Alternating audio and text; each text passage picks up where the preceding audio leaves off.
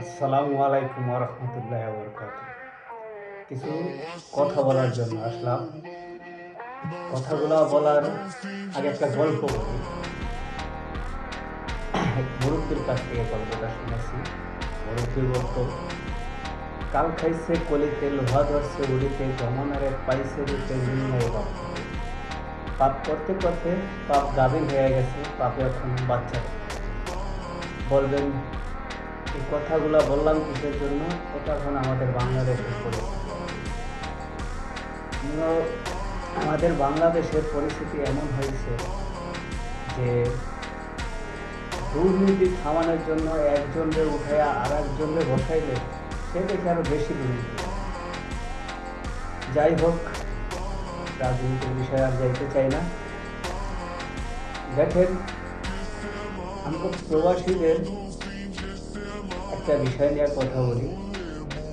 এই দুদিন আগে আমি একটা ভিডিও দেখলাম, সেখানে এয়ারপোর্টের মধ্যে একটা 7-আপের বোতলে বিক্রি করে 5 টাকা বেশি নিতে আছে। এটা নিয়ে একটা ম্যাজিস্ট্রেট জরিমানা করতে আছে।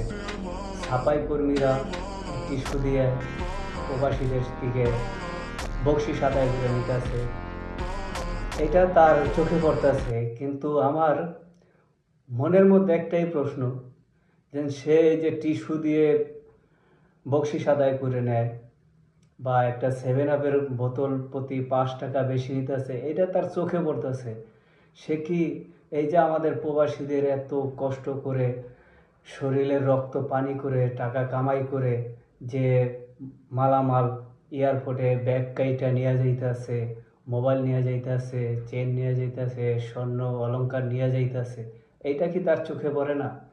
সে যেভাবে ওইটার তদন্ত কইরা ওইটা ধরতেছে, সে তো এইটাও কন্ট্রোলে আনতে পারে। সে এই কাজটা করতেছে না কিসের জন্য? যাই হোক, আমার আর কিছু বলার নাই। আপনাদের যদি কিছু বলার থাকে অবশ্যই কমেন্ট বক্সে জানিয়ে যাবেন, ইনশাল্লাহ।